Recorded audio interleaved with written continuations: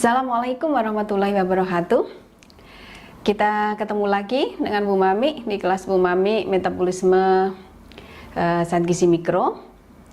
Pagi ini kita akan membahas topik metabolisme zat besi dan zinc. Kita masuk pada topik iron absorption, penyerapan zat besi. Ibu akan menjelaskan bagaimana mekanisme penyerapan zat besi. Ya. Jadi ada dua macam zat besi dari makanan, yaitu zat besi yang berasal dari makanan hewani dan zat besi yang berasal dari makanan nabati. Yang berasal dari makanan nabati itu bentuk zat besinya adalah zat besi non-heme. Nah, bentuk non-heme ini zat besinya berupa ferri, jadi valensi 3. Nah, zat besi non-heme berbeda mekanisme penyerapannya dengan zat besi heme. Kita lihat pada slide ini, zat besi heme akan melintasi dinding sel usus secara langsung, tetapi ketika dia memasuki ini dibantu oleh heme carrier protein. Nah, dalam slide ini disingkat HCP, ya, HCP, heme carrier protein. Dia masuk secara utuh, intact, ya, heme masuk, kemudian di dalam sel usus atau enterosit ini akan dipecah oleh enzim heme oksigenase. Dia akan menjadi ferro. Nah, kemudian zat besi ferro ini akhirnya akan disimpan di dalam enterosit atau sel usus dalam bentuk ferritin. Nah, sementara zat besi yang berasal dari makanan nabati ini bentuknya sebagian besar adalah ferri teroksidasi. Zat besi dalam bentuk ferri itu tidak bisa melintasi sel usus atau dinding sel. Nah, oleh karena itu zat besi ini harus direduksi. Nah, reduksi zat besi ferri menjadi zat besi ferro dilakukan oleh enzim duodenal sitokrom B. Nah, di sini ada singkatan, ada DCYTB, itu singkatan dari duodenal sitokrom B. Setelah dia direduksi menjadi ferro, maka dia akan masuk. Zat besi ferro ini akan bisa melintasi dinding sel dengan bantuan DMT1. DMT itu singkatan dari divalent metal transporter. Jadi suatu protein transport yang khusus mentransport metal atau logam yang bervalensi 2. Maka disebut sebagai divalent metal transporter. Nah, begitu sudah masuk, maka zat besi ferro ini pun dia akan di dalam sel usus juga akan disimpan dalam bentuk ferritin. Nah, apabila kita ini kekurangan protein atau enzim yang duodenal sitokrom B ini, maka yang bekerja sebagai preduktor ferri menjadi ferro ini adalah asam askorbat. Jadi ada dua yang membantu untuk mereduksi zat besi ferri menjadi ferro, yaitu asam askorbat dan sitokrom B ini. Oke. Nah, setelah berada di dalam usus, maka penyerapan itu belum selesai sampai dia akan melintasi membran basolateral. Nah, untuk keluar dari membran basolateral, maka ferritin ini akan dibongkar menjadi ferro. Nah, kemudian ferro akan melintasi dinding basolateral. Nah, ketika melintasi ini dibantu oleh ferroportin. Ferroportin ini juga disebut iron regulatory protein, maka disingkat ini IREG. IREG 1 itu maksudnya iron regulatory tipe 1. Nah, kemudian Vero keluar. Nah, ketika dia sudah keluar dari dinding usus, maka itulah yang disebut sebagai absorpsi. Absorption adalah proses melintasnya zat gizi atau senyawa dari dinding dari saluran pencernaan menuju aliran darah. Nah, di dalam darah zat besi harus selalu dalam bentuk feri. Artinya kalau dia keluar tadi dalam bentuk fero, maka dia harus dioksidasi. Maka terjadilah proses oksidasi dari fero menjadi feri. Nah, siapa yang mengoksidasi? Yang mengoksidasi ini adalah enzim yang kita sebut hepaestin. Nah, ini kan ada hepaestin, itulah yang mengoksidasi. Oleh karena itu, hepaestin ini disebut sebagai feroksidase atau enzim yang mengoksidasi fero menjadi feri. Jadi sekali lagi bahwa di dalam sirkulasi zat besi itu harus diubah menjadi feri atau dalam keadaan teroksidasi. Jadi ini kita lihat valensinya 3, ini berarti feri. Nah, zat besi feri ini di dalam di dalam sirkulasi dia bisa ditransport sebagai free iron atau zat besi bebas. Tetapi ada juga yang harus melalui kendaraan. Nah, kendaraannya adalah protein, makanya disebut sebagai transport protein atau protein transport. Nah, protein yang mentransport zat besi itu yang disebut transferin. Nah, itulah mekanisme penyerapan zat besi.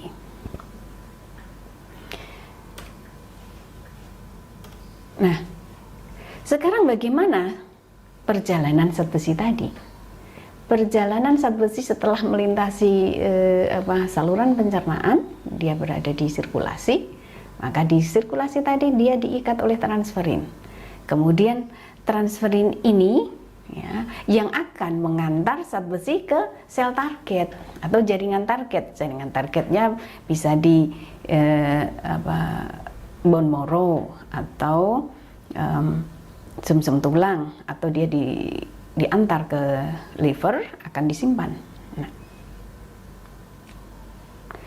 Nah, keseimbangan zat besi, berapa yang banyak yang diserap dan yang kemudian transport lalu diantar, ini dipengaruhi oleh suatu hormon yang disebut hepsidin. Nah, ini pada slide berikutnya. Nah, slide berikutnya kita lihat transport zat besi. Hepsidin adalah suatu hormon yang disekresi oleh liver. Hepsidin ini tugasnya untuk mengatur keseimbangan zat besi. Jika penyerapan zat besinya atau asupan zat besi terlalu banyak dan kebutuhannya di dalam tubuh ini sudah tercukupi, maka hepsidin itulah yang akan menghambat kerja ferroportin, sehingga penyerapan menjadi lebih lambat. Nah, begitu. Ini tugasnya hepsidin. Oke, kita lanjut di slide berikutnya.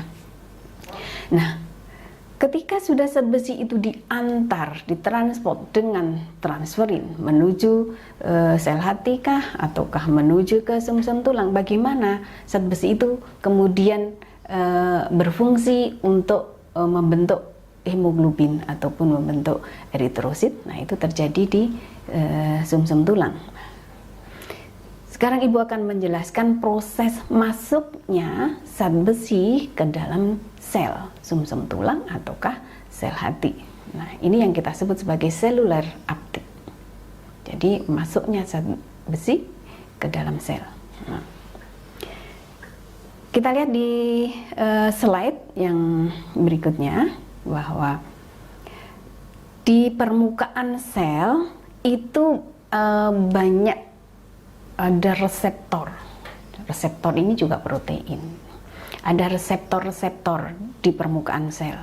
Nah, reseptor yang khusus, yang spesifik untuk menangkap, reseptor itu kan tugasnya menangkap, ya.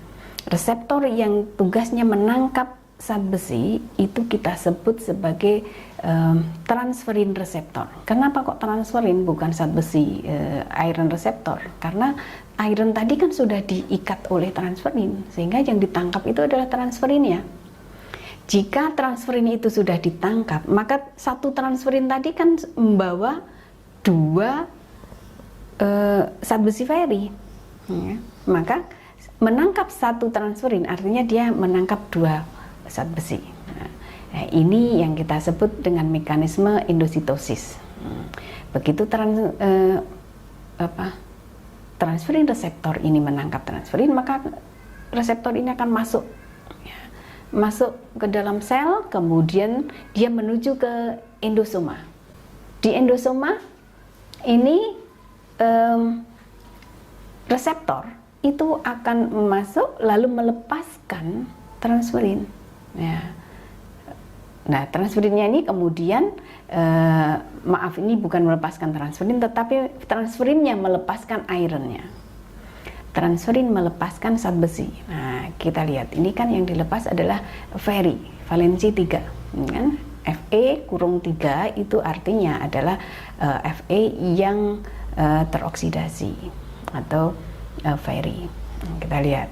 Nah, setelah dia melepaskan, jadi setelah transferin itu melepaskan zat besinya, maka transferin tadi kan masih melekat pada reseptor, lalu reseptornya itu kembali ke permukaan sel. Tapi transferinnya sudah kosong, zat besinya sudah ditaruh nih, sudah diletakkan di endosom, maka reseptor ini akan kembali naik ke permukaan sel. Nah, dia pasang lagi ke sana. Nah, lalu kalau ada transferin mendekat, ditangkap lagi. Nah, begitu ada transferin mendekat, ditangkap, lalu dimasukkan lagi. Kemudian masuk ke endosom, begitu dan seterusnya. Nah, ini adalah mekanisme uptake zat besi di dalam sel. Nah, baru setelah di dalam sel itulah maka akan terjadi proses untuk pembentukan hemoglobin atau eritrosit. Nah, bagaimana proses pembentukan hemoglobin? Proses pembentukan hemoglobin itu didahului dengan proses pembentukan heme. Nah, proses pembentukan heme itu terjadi di mitokondria, juga di sitosol. Jadi ada dua tahap, ada dua tahapan pembentukan heme itu ada di dua tempat kompartemen di dalam sel. Berawal dari mitokondria, kemudian dia keluar dari mitokondria, lalu melanjutkan prosesnya di sitosol, kemudian di proses akhir itu kembali lagi ke mitokondria. Baik, kita akan jelaskan bagaimana proses metabolisme atau proses sintesis heme. Nah, jadi metabolisme zat besi ini prinsipnya kita menjelaskan ada 3 hal, ya, 3 step, yaitu step penyerapan, kemudian transport, lalu uptake, jadi 3. Kemudian yang keempat adalah sintesis heme. Jadi ada 4 proses dalam metabolisme zat besi: penyerapan, kemudian transportasi, uptake ke dalam sel, kemudian di dalam sel dia akan membentuk heme atau hemoglobin. Baik, kita akan lanjutkan ke proses sintesis heme. Heme itu dibentuk dari bahan bakunya. Itu bahan bakunya awal bukan Fe. Jadi Fe itu adalah bahan pembentukan heme pada proses yang terakhir. Jadi bahan baku awalnya itu adalah suksinil-CoA. Nah, Anda harus ingat, suksinil-CoA ini apa? Suksinil-CoA adalah metabolit sebagai hasil pemecahan karbohidrat atau pemecahan karbohidrat dalam membentuk energi. Di dalam mitokondria itu setelah asetil koenzim A masuk, ya, kemudian TCA cycle jalan, salah satu produk antaranya adalah suksinil-CoA. Nah, suksinil-CoA ini jika dia masuk dalam siklus Krebs, maka dia akan membentuk ATP. Tetapi kalau suksinil-CoA ini bertemu dengan glisin, jadi ketika suksinil-CoA bertemu dengan satu asam amino glisin, maka akan masuk ke jalur metabolisme zat besi atau masuk dalam proses sintesis heme. Setelah ini siapa yang memproses? Yang memproses adalah enzim aminolevulinat sintase atau disingkatnya ALA sintase. Kalau Anda lihat di dalam gambar ini, gambar slide ini, yang warna hijau itu adalah enzim-enzim yang terlibat. Nah, ini senyawanya. Suksinil-CoA dan glisin dengan reaksi oleh enzim aminolevulinic acid sintase, maka akan membentuk aminolevulinic acid atau biasanya disingkat ALA, ALA. Nah, setelah terbentuk ALA, kemudian ALA ini akan keluar ke sitosol dan seterusnya. Dia akan membentuk propopilinogen, kemudian pada step berikutnya dan seterusnya. Saya tidak akan menjelaskan secara bertahap. Anda cermati sendiri, Anda pelajari. Saya akan menjelaskan bagaimana tahap akhir supaya terbentuk heme. Nah, ini tahap akhir pembentukan heme. Ketika proses sintesis heme, tahap akhir itu perubahan dari protoporfirin, maka oleh enzim ferrokelatase dia akan menangkap Fe. Jadi yang menangkap Fe itu adanya enzim ferrokelatase, artinya dia mengkelat, menangkap, mengikat Fe. Terjadilah ikatan antara Fe dengan protoporfirin. Nah, Fe protoporfirin inilah yang disebut heme. Nah, itulah terbentuk heme. Oke. Jadi setelah itu barulah heme, dia akan bertemu dengan globin, maka akan membentuk hemoglobin. Demikian secara rinci proses metabolisme zat besi. Jika ada pertanyaan, nanti kita sambung diskusinya melalui WA Group. Stay at home, keep healthy, jaga kesehatan Anda. Kita ketemu dalam diskusi di WA Group. Wassalamualaikum warahmatullahi wabarakatuh.